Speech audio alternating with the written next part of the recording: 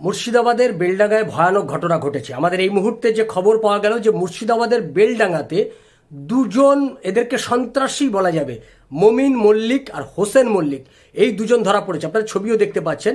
এই দুজনের কাছ থেকে 1893টা ভুয়ো সিম এবং 11টা কিপ্যাড মোবাইল এদের কাছ থেকে বাজেয়াপ্ত করেছে পুলিশ। অর্থাৎ এটা বোঝাই যাচ্ছে যে ওই মুর্শিদাবাদ গোটা অঞ্চল জুড়ে সন্ত্রাসবাদী কার্যকলাপের যে একটা নেটওয়ার্ক তৈরি হয়েছে, যে সন্ত্রাসবাদী কার্যকলাপ চালাতে গেলে এই ধরনের মোবাইল এবং ভুয়ো সিমকে ব্যবহার করে সন্ত্রাসবাদীরা কাজ চালায়, তাদেরই এজেন্ট হিসেবে এই মমিন মল্লিক, হোসেন মল্লিক কি কাজ করছে, এটা নিয়ে প্রশ্ন উঠেছে। এবং গোটা মুর্শিদাবাদ মালদার এই বিস্তীর্ণ অঞ্চলে এটা যে জঙ্গিদের একদম মৃগয়া ক্ষেত্র হিসেবে পরিণত হয়েছে, ব্যাপারে কোনো সন্দেহ নেই। এখন গোটা রাজ্য জুড়ে আমাদের এই প্রশ্ন বারবার উঠছে যে পশ্চিমবাংলা যেহেতু জঙ্গিদের একটা নিরাপদ আশ্রয় বলে তারা মনে করছে, বাংলাদেশ থেকে, পাকিস্তান থেকে বিভিন্ন জঙ্গি গোষ্ঠী, সেই জঙ্গি গোষ্ঠীদের স্লিপার সেল তারা পশ্চিমবাংলায় এসে আশ্রয় নিচ্ছে। রোহিঙ্গারা তারা পশ্চিমবাংলায় ঢুকছে, পশ্চিমবাংলায় তারা চাকরি পর্যন্ত করছে, তারা ভোটার লিস্টে নাম তুলে নিচ্ছে, তাদের নাম পাল্টে ফেলছে। এমনকি বাংলাদেশ থেকে এদেশে এসে মুসলমান তার নাম পাল্টে হিন্দু করে তারা এই দেশে বসবাস করছে, ভোটার কার্ড নাম তুলে নিচ্ছে, ভোটার কার্ড বানাচ্ছে, প্যান কার্ড, আধার কার্ড সমস্ত কিছু বানিয়ে ফেলছে, ভোটার লিস্টে নাম তুলে ফেলছে।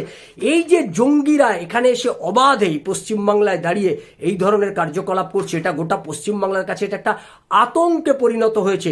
আগামী দিনে এই মুহূর্তে আমরা জানি না যে নতুন এই যে জনগণনা হবে, সেই জনগণনাতে আমরা পশ্চিমবাংলার যে মুসলিম জনসংখ্যা, সেই সংখ্যাটা 40% অতিক্রম করে যাবে বলেই মনে হচ্ছে।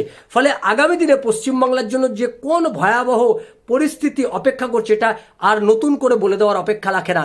এবং এই যে জনসংখ্যার একটা বড় অংশ কিন্তু অনুপ্রবেশকারী বাংলাদেশি, এই জনসংখ্যার একটা বড় অংশ রোহিঙ্গা আছে, এবং এই জনসংখ্যার মধ্যে একটা বিরাট অংশ জঙ্গি, যারা জঙ্গি কার্যকলাপ করছে।